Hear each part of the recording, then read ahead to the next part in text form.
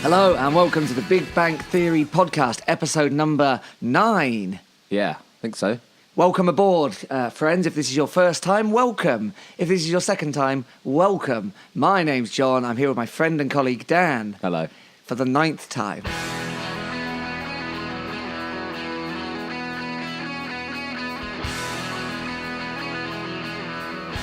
So, Dan, Mansfield came to the St James Park field and played us clean off the grass. They did, didn't they? Awful. Yeah. Well... Worst game of the season? Definitely the worst game of the season. Yeah. And do you know what made it worse? Beautiful sunny day. I was there with my vest and short shorts on, cycled up with my hanky on my head and expecting an absolute romp in the sun. And what did we get? We got trounced. We got trounced in the heat. Yeah. It was just exactly what I didn't want. It didn't feel... I actually said it before the game. It didn't feel like... It was such a nice day. It didn't feel like it could possibly be ruined. And boy, was I wrong. What shone brighter than the sun? Well, it was the Mansfield yellow shirt. It was absolutely... It might have well have been absolutely sheeting down for the misery it caused. Yeah. Grim, wasn't it? It was. I got in an argument with someone on the terrace. It all went wrong. I think I know what that was about. Well, I think we'll touch on that later. I'm sure we will. It wasn't a great day. It was not. So for anyone who doesn't know, Exeter City at home to promotion-chasing Mansfield Town, and we lost 4-1. Yeah, out of sorts Mansfield Town as well, really. You got it leading up to this. Let's not forget that their manager Flitcroft called them inept just 7 days ago. They're right back in sorts now, aren't they? Yes, they are. They've gone from inept to ept. Very ept. So ept. But, I mean, they'll be lucky if they play against a team playing like that against them every week. Well, because we basically did all their work for them. Really did. So, Mansfield took not an early lead, but the pressure was on straight away, wasn't it? Yeah, it was, yeah. We hardly had the ball for like the first 10 minutes. Yeah, and then they got the first goal and put themselves ahead, but we equalised within about 40 seconds. Yeah. And I thought, okay, that's the wake-up call we need. Off we go. It was a bit of a funny old goal, wasn't it? But somehow Jay, I think he scored with his shoulder, but what you don't know is that he was on the floor at the time. Yeah. But, whatever, it went in. I mean, this is a side note, but I like the fact that he's scored that kind of goal. Yeah. Because, you got to score goals like that. You can't all just be like, once from outside the net, as much as we'd love it. Like, you can't all be screamers from 25 yards. It's good that he was right in the box there, and even that he finds himself inside the 6-yard box is a good thing. But yeah, one of not many good things from Saturday afternoon. No, that's right. So at that point, Wilson did a kind of another on the edge of the box, bit of trickery, managed to get it into Jay, who had scored lying down with his shoulder. Watch it if you haven't seen it, because it's quite the thing. And I thought, right, okay, here we go, off we go. That's all we needed. We'll now play like. Our promotion hopes depend on it, and nothing. No. Flat. Yeah. Weak. And, kind of trying to think of other words to describe it. Well, there were two things going on. Any you want, really. Just choose any, because they're all fit. I think there was two things going on, and correct me if you think I'm wrong.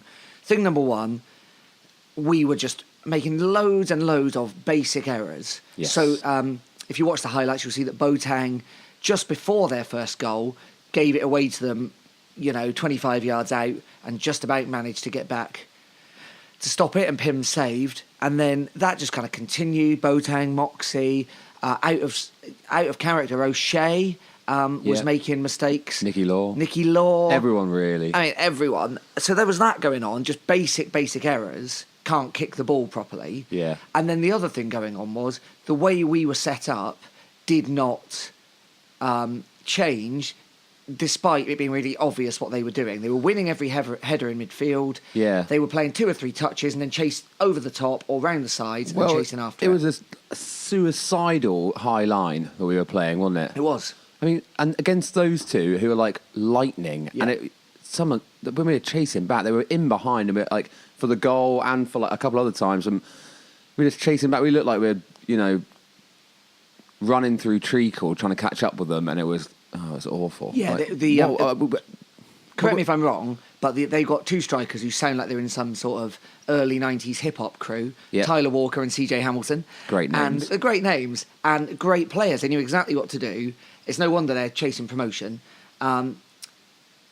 Super quick. And it's not that our defence is slow, but we're not quick enough for that. Not quick enough to play that high line. But you make that mistake once, or you make that mistake till half-time, I expected to see big changes. Or maybe don't make that mistake at all, because that's the team they've got. Yeah. And it's pretty obvious that that's what they're going to do. And if you hand it to them like that and just go like, look, we're going to do this high press, and we just like leave all this space in behind, and you're literally twice as fast as any of our players. Yeah, yeah. It was so easy. It really was. But why did we carry on with it? I don't know. I couldn't work it out. And you know, I thought I was a little bit surprised by Taylor's post-match line, if I'm honest. Yeah, which well, I was too. So, if you haven't heard it, he was basically saying that the lads need to know what to expect. There was a bit of immaturity. We didn't do the basic things right. We couldn't deal with their attacking players. Yeah, that kind of thing. And Well, you're not giving them much chance to deal with them, right? You know?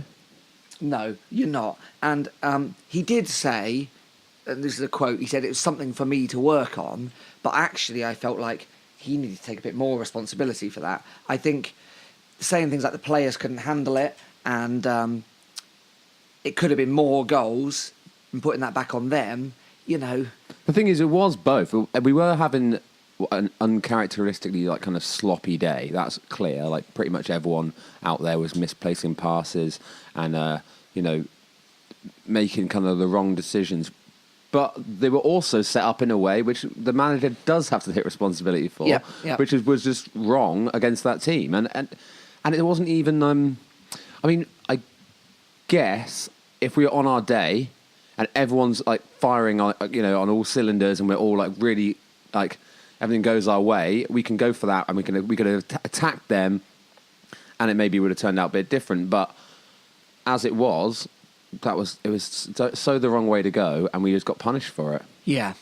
So that. I guess that's the strangest thing.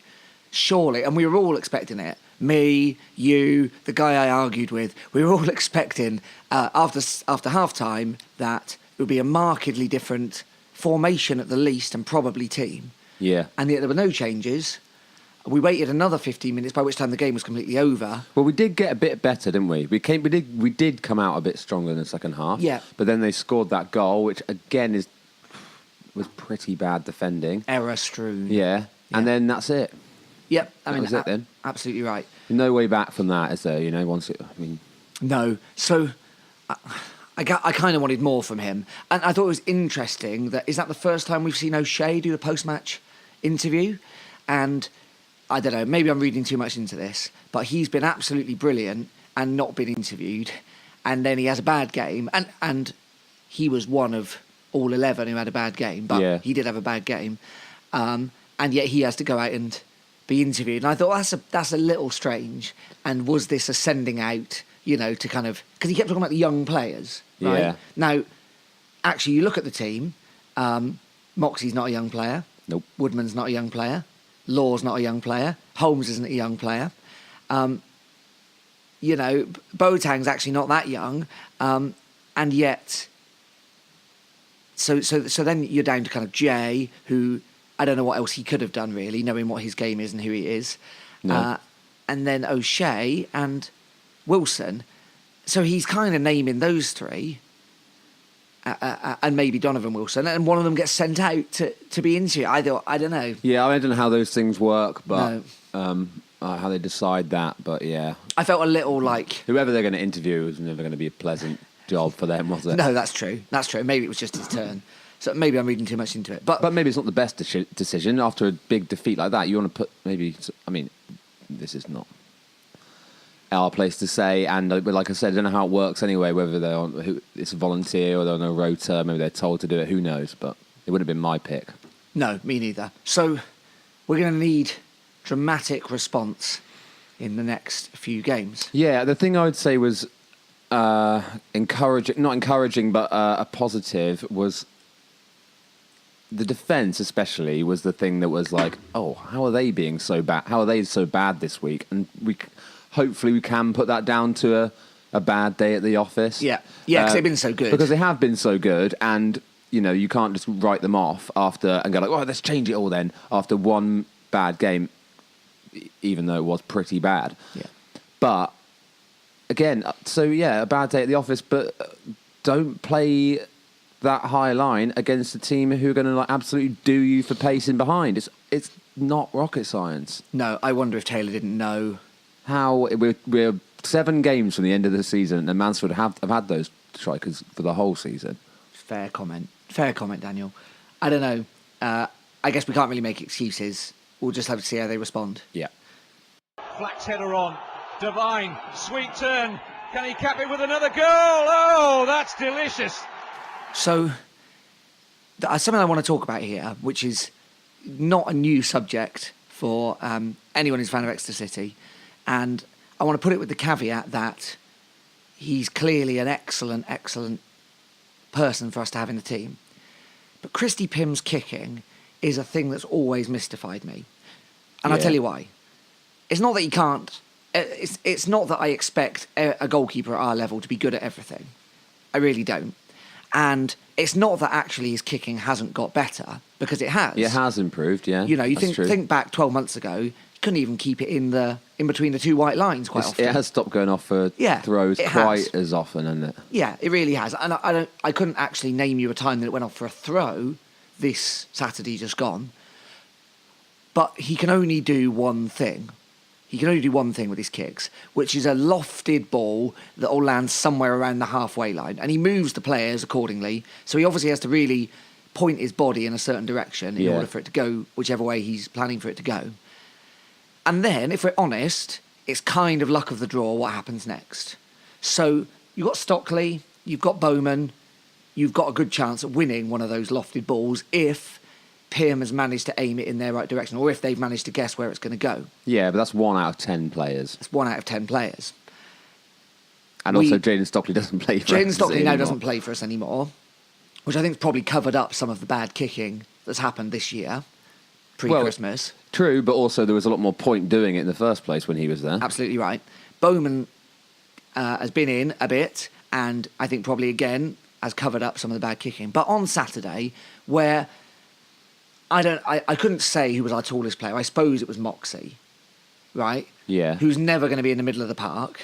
We've then got maybe Boateng, maybe. And then you've got Matt Jay, who is not a tall player. You've got Jake Taylor, who is not a tall player. You've got Lee Holmes, who's not a tall player. And then you've got Wilson, who I don't honestly know how tall he is, but he does not like heading the ball. No, and everyone was going towards him, pretty much. And the goal kicks, they were all going to him. I don't think he won one header. I don't think he even jumped for any in the first half. He sort of did that thing where they jump a bit, and I guess maybe you're hoping for a free kick, possibly, but it didn't really look like you were trying to head the ball. No.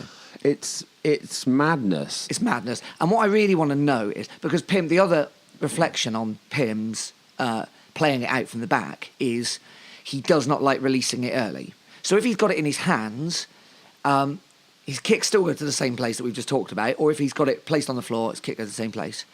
But if he's got it in his hands, as in it's not gone behind the goal for a place kick, he won't release it early. He does the same thing every time. He looks both ways. He maybe almost throws it, and then he doesn't. And I'm sure that's to do with not wanting to release it early. But he's going to need to. He's going to need to start doing that. It's insanity, actually. And I say this with a lot of love for him and acknowledging he's a really good keeper.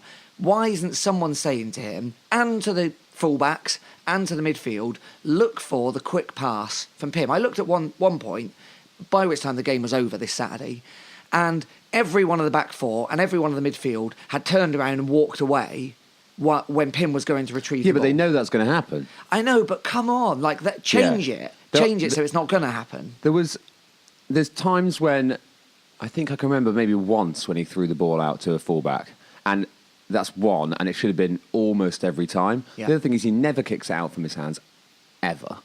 He No. never kicks out from, not that it would do any good anyway. He always puts it on the ground, and kicks it, which gives him more time for everyone to get back into position. Yeah. And with that team, why would we do? I mean, not just him, but him especially. Why are we keep lofting those balls up at the park. There's absolutely no point. No, no and we point. got absolutely done by it on Yeah, Saturday. we And it was absolutely did. just there's a couple of times when he just, I don't know if he's nervous when when he could release it quickly and don't want to make a mistake and like accidentally give it to the wrong team. And it's not like no one was showing for it like at all at any point. That's right. I remember possibly the same guy you were having the argument with, but someone saying there's no one who wants it, and Jake Taylor had dropped all the way back into the middle and was like. Yeah. Had his hands out going like, give me the ball. Yeah. Give me the ball now. He's confident enough with the ball at his feet that he can take them, even if he's got players around him and move it along quick enough. Yeah. And just, he won't do it. No, He that's won't right. do it. But I think there needs to be policy change, if that's how football teams talk about it, because that's Taylor's own initiative, I'd say. And obviously then it's really obvious it's either going along or it's going to Taylor. Whereas if you've got, for example, Woodman and whoever's playing right back, Sweeney or Wilson, and a midfielder, they got 3 options. 2 strikers are going to be torn between them. It's either drawing the strikers out of the midfield so he can kick it, or I think what would be a better option, he can play a quick ball to those players and they can turn and go. Like, I'm aware of, you might not have heard of it, Dan, but there's this football league called the Premier League. I think it exists for like northern teams or something like that. Right. Have you heard of it? No, I haven't actually. Okay, well anyway, they got a couple of footballers in goal who are quite good with their feet, and there's this kind of fashion at the minute for kicking it out with their feet. Fine, great. If you're Allison or if you're Ederson, do that, and they can put the ball 2 metres above players' heads. Yeah. And it's as good as any pass you'll ever see. Christy Pym can't You've do got that. Chris Waddle and goal, haven't you? You know, you're just like ping it to your feet. It's right, exactly that. So I don't know if that's 'cause they're like, no, this is fine because the Premier League do it now. Like, just roll it out, lads. I used to play Saturday League football, and I remember once we played on a really windy pitch, and our goalkeeper, shout out to Scouse, he was from Liverpool, realised with this wind he was going to have to roll it, and their team were laughing the whole time until they played the same way as us, and the keeper kicked it out from his hands and it went in his own goal, right? Yeah. Don't worry how it looks, Christy Pym. Like, don't worry if the away fans are laughing at you for rolling it out or whatever. That can't be the reason. Well, I don't know. I really don't know.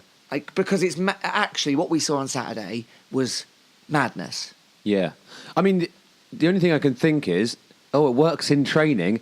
Well, of course it does, because they're all our players who are all short. It's not like they hire in a load of like big, like tall monsters to like, challenge for the headers. Of course it works in training. You know those hideous, like, goths wear like, they're kind of like trampolines on your feet? You know, kind of things? They're like springs. Oh, yeah, I hate those things. Maybe they're training in those. Maybe. Have some tall defenders. There's got to be some crazy answer to this situation. If you listen, and we know that Matt J is a long-time listener. The other thing is, we're pretty good at playing out from the back. The Woodman and Moxie's little interplay at the back is pretty good. Yeah. Sometimes you're a bit like, ooh, like Moxie's doing his 5th Cruyff turn of the game. But they are pretty good at that. And then if that means a ball down the wing, I'd rather have them than they're so high, Pim's kicks as well. And they just fall down in slow motion. All the time in the world. And every other team in League Two has these like 6'4" players all over the pitch. Yeah. They don't even have to jump. No, they You're don't. up against Matt J. Yeah. Who's 3'7". Official. Or he's not massive anyway. And that's not his game. He shouldn't have to be challenging for headers. No. Why would he be? And Lee Holmes, he's 3'4". Oh, I know. Shrunk by country music. But I don't know why it keeps happening because, like I said, it's crazy. It is crazy. Ladies and gentlemen, welcome Michael Jackson and Uri Geller to the pitch of Exeter City Football Club. So there's 7 games left in League Two, and if we're on our way to the League One, The League One. we're going to need to do something. Yep. We've got to bounce back from this, haven't we? Yeah.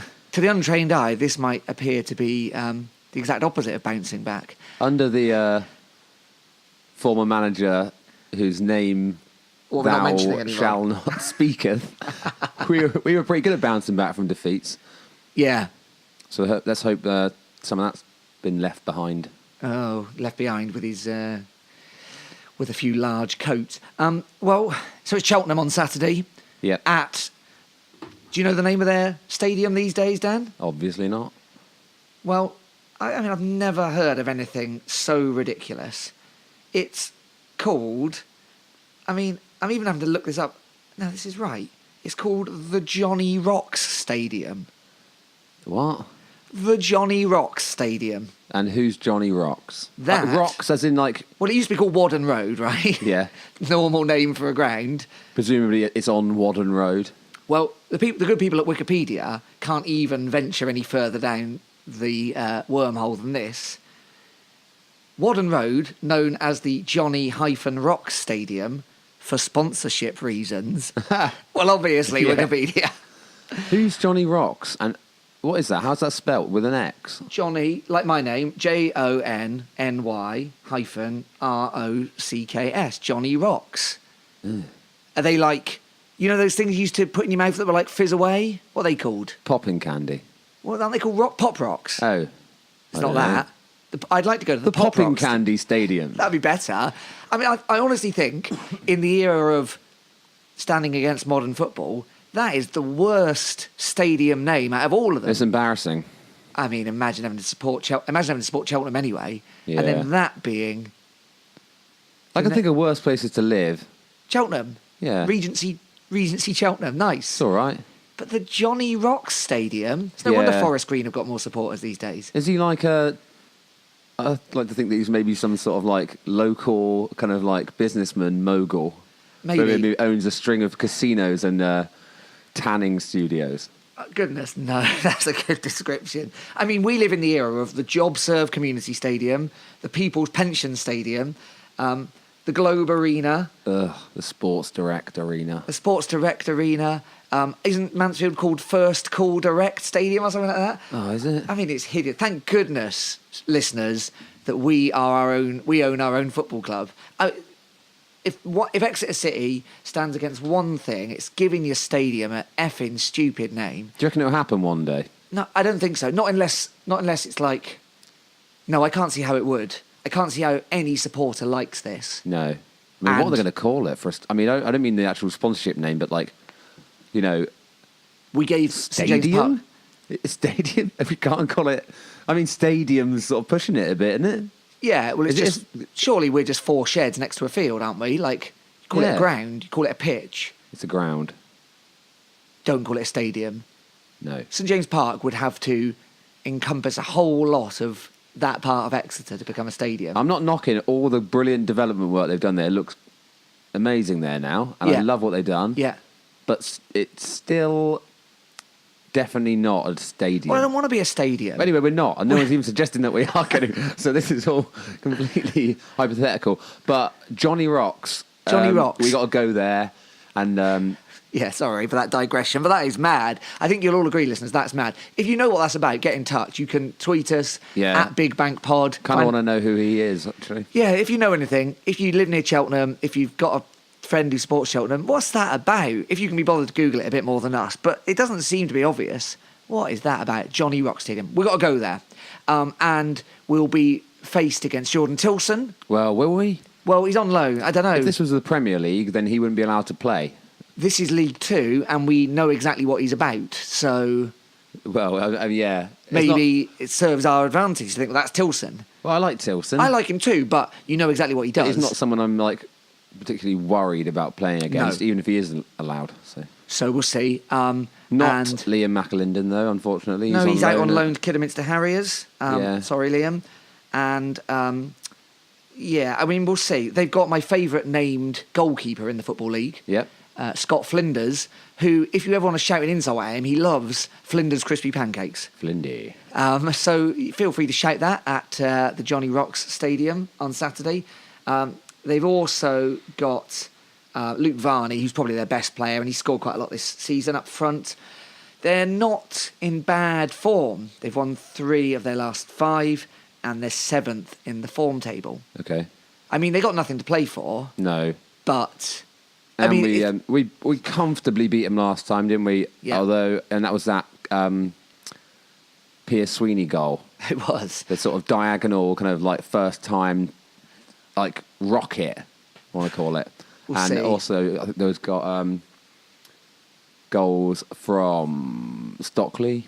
Maybe. And I tell you what it was, that Jonathan Fort goal where he challenges a defender for it. The defender should just head it away, but he doesn't. He sort of hits it into Fort and then Fort's through one-on-one with the keeper and he slots it past him. You're absolutely right. So that was that. And we went 1-0 down in that game, but comfortably pulled it back. So We're going to need a response, aren't we? And if we can't beat Cheltenham, we're never going to win any playoffs. absolutely not. We're going to need a response, and we'll see how it goes. I want to say, actually, in the middle of an absolute, without swearing, the rubbish performance on Saturday, one thing that stood out for me was actually when Williams came on, I thought that was the best I've seen him.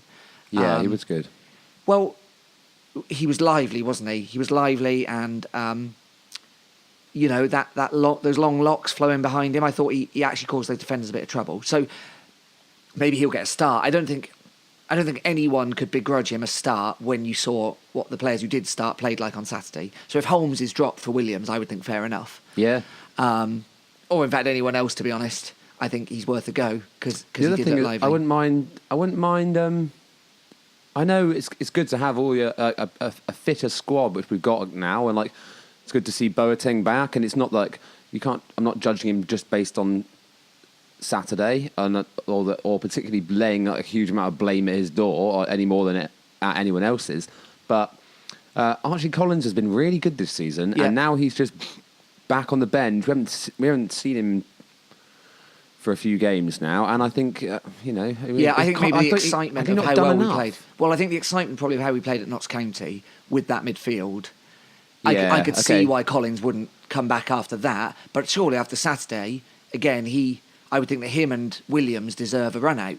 Yeah, I think those, and it's ironic to say him being like one of the youngest players in the team, but his kind of maturity this season has been like in that midfield has been like a real kind of good thing for us. He's been like he takes care of the ball, he breaks up play well. Yeah. Again, he don't solve any of the problems we had last week because again he's a Little lad. a little guy. I think he's 3'10". Oh, well, he towers over Matt J then. Yeah, but Yeah, I think you're right. I mean, I'm grasping at straws a bit. Well, there's one thing we can say, which hopefully will make a difference on Saturday, and that's Bowman. So, back from his self-imposed exile. Did you see where he was on this Saturday? As much as I want him back, doesn't think that lets us off the hook a bit in terms of just going like, well, we'll keep booting it massive, like real high, because now we've got Bowman back in there. Yeah, I do. Where really, that highlighted that we shouldn't be doing that, and we need a bit more of a kind of fundamental change. That's a fair shout, and I think actually Bowman is unfairly classed as muscle man up front, and he's really good and quick with his feet. And to see Williams and Bowman as a kind of right-sided attack, I might think there would be some real value in that. So I absolutely hear you. I think having him come back won't be a bad thing. Well, let's see. I'm not suggesting we have to have any chance of completely reworking our brand of football at this stage in the season anyway. No. So get him back in there and keep hoofing it. But for goodness sake, do something about that kicking. Yeah. Just do something about it. So he'll be back. He was at David Lloyd on Saturday morning, I saw. So he's obviously... oh, was he? Yeah. He was obviously trying to, keep some fitness going in his week off. Well, good. Well, absolutely. I don't know if he was at the game. I don't know what the rule is around suspended players. I bet you have to turn out, don't you? Yeah, you should do. And also, you shouldn't just be allowed to go off and have an ice cream, whatever you like doing. I mean, in fairness to him, that was an evening. You shouldn't be rewarded for getting sent off in the 23rd minute of a game. No, surely he's got in some trouble for that. So Bowman's back. And then, of course, we move on to away at Macclesfield. No such thing as bad weather, just bad game. I don't have bad game. There's no such thing as bad weather, just bad game. I don't have bad game. Then we move on Saturday at Cheltenham, and then the following Tuesday away at Macclesfield. Macclesfield. Can you call them by their full name, please? Macclesfield Town FC? No. What's their full name? Sol Campbell's Macclesfield Town FC. There we go. Yeah, of course, Solomon, manager, kind of figure of fun, wasn't he, really? He kept saying that no one would employ him and he could be the best manager in the country and that kind of thing. I mean, I feel for him, it's really difficult to be a a black manager in the UK. Like, there's hardly any. Yeah. And especially given the amount, percentage-wise, of black players, it makes no sense. So I think he's unfairly tarred as like a kind of joke. Obviously, he was an incredible player, gone Yeah. into a really difficult situation at Macclesfield, and he's proven everyone wrong, actually. Even if they go down, he turned them from completely hopeless into may well stay up. Yeah, I mean, it can't be a coincidence, can it, that he's come in and they've got so much better, and like, yeah, you've got to give him the credit for that. Absolutely. So although they're bottom still, them and Notts County have both improved at the same kind of speed. So both of them are chasing Yeovil down, and it looks like 2 of those 3 will have to go down, but it won't be for lack of trying if it's Notts or Macclesfield. And Macclesfield are unbeaten in 3, and they managed to get a draw away at Lincoln this Saturday. Yeah, but I can think of someone else who got a draw away at Lincoln. Yeah, well, indeed. That's a valid point.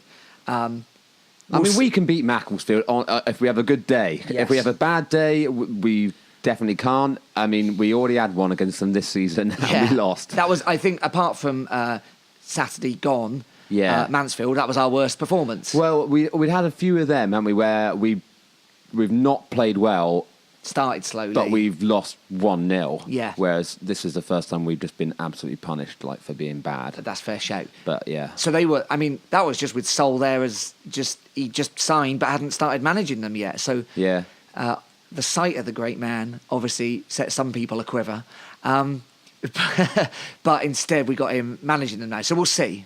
We'll see what happens. But the games come thick and fast now, Dan. So it's kind of 2 a week from now on. It is, yeah. And we've got we've got the squads back and like fit. We've got hardly any players out now. Yeah, it's good to see Martin come on. Yeah. And it It wasn't was too kind of- late for him to make any so difference it's too at late all. for him to affect the game, but it's definitely good to see him back. How they're going to work it with him and Matt J in the team remains to be seen. Maybe they don't have to, because like you said, we've got a lot of games, so maybe we can hopefully we can find like a place for everyone in there, but unfortunately it doesn't look like Jonathan Fort's going to play too much more of a part. It's a bit grim, isn't it? So the this season. infected knee carries on. Yeah. I really can't work this out. I don't know if it was the result of an operation or what, but he's it's basically said he's not training anymore. No. Can't train. And he's just going to have to play through the pain As and when. with injections as and when in kind of short bursts, which means he's going to be coming off the bench if he's like, seems to be like if he's really needed, because he didn't come on Saturday and, Yeah, that's right. So we'll see how it goes with Fort, but yeah, I think he's essentially written off, isn't he? And of course we've got kind of similar players, Wilson in particular, and Martin coming back. So yeah, I feel bad for him because he's not had the best season at all, and he kind of came with a lot of promise. Did he come with that infected knee? I don't know. I mean, it's a hell of a thing, isn't it? Imagine that. What a weird injury. Yeah, so We've been over this. We've talked about this infected knee. it a puzzles lot. me so much. Yeah, just because I've never heard of it. No, neither have I. So we'll see Yeah. who can be used from the squad. And you're right to say that apart from Fort, most people are now back to some kind of level of playing. Troy Brown's back. even Luke Kroll apparently is not far. Okay. Again, whatever happens this season, we're going to need a rethink up top, aren't we? How we play yes. things. If we go up, hopefully there'll be some more cash to do something interesting. If we stay down, we can't play like this next season. We got the kind of feeling of a team that's creeping over the line. I don't know if that'll do us favours or whatever, because of course at Wembley last year we absolutely didn't creep over the line, and yet we fudged it at the last step. Yeah. So who knows? It is a different season. Obviously, it's a completely different setup. Well, it will be interesting. Won't it? Like come the end of the season, and through the summer, whatever happens, it's going to be interesting to see. This is it'll be Matt Taylor's sort of first. I mean, I know he had pretty much a full transfer window in pre-season, but yeah. So they say his second one after having managed his first season as a first-team coach and manager. So we'll see who he brings in. He made a lot of signings last season, as is the way it goes in League Two. The personnel changes like massively every year. So we will see people leave and we will see people come in. The only thing I can think at the moment with that is that, I mean, there's not going to be too many people I would have thought who are being really headhunted by other teams. Yeah, who are we in danger of losing then? Well, Pim potentially, although if anyone had been paying too much attention to his kicking, you might be thinking twice about that. I mean, dare I say, like Pim could go because he's like we said, he's a great shot stopper, and I would guess it's the limitations of Exeter City that mean he feels like he's got to kick it. He's not been coached in different ways. His confidence hasn't been built up. So And if he goes to a team full of massive players, then it may well be worth having him there. But I'm not saying it isn't worth having. He's been brilliant, and even like last week we were going on about how good he was. Yeah. So I can't be like, I don't want to like seem like I'm saying, oh, get rid of him. He can't kick it, but he's great, and I really don't want him to go. And but maybe him. Who else?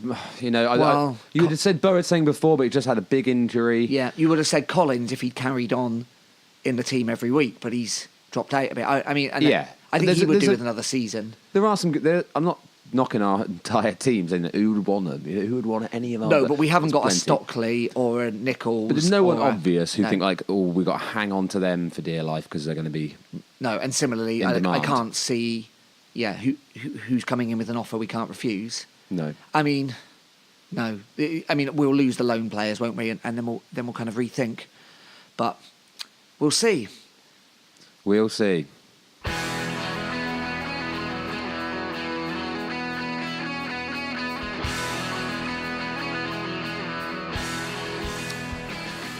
Friends, it's been good to talk to you. Before we leave, shout out to the Exeter City ladies who had a good result at the weekend. Yep, 4-0. Against Forest Green, and we're now top of the league. So if we win promotion, that puts us in the National League South, I think. Right. I'm not quite. The structure changed in it last year, but I think that's right for City. So excellent by them. That's great to see. Yeah, at home in Columpton. Yeah, where all the best people have their homes.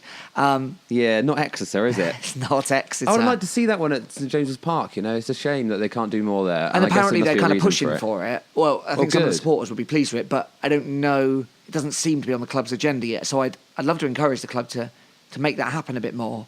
Yeah, I definitely think there's people interested. I think people do want to see it and are maybe not going to drive out to Columpton to go and see it, but would totally if it was in town, Yeah, Columpton is a town football pitch in the style of just a small town, with one stand and nowhere to sit. So, apologies if that's out of date information, but back in the day it was only ever standing. No, they've actually built like a huge stadia. Cully Rocks. The Cully Rocks Stadium. Who's a local celebrity they could name it after? Joss Stone, I suppose. Joss Stone Arena.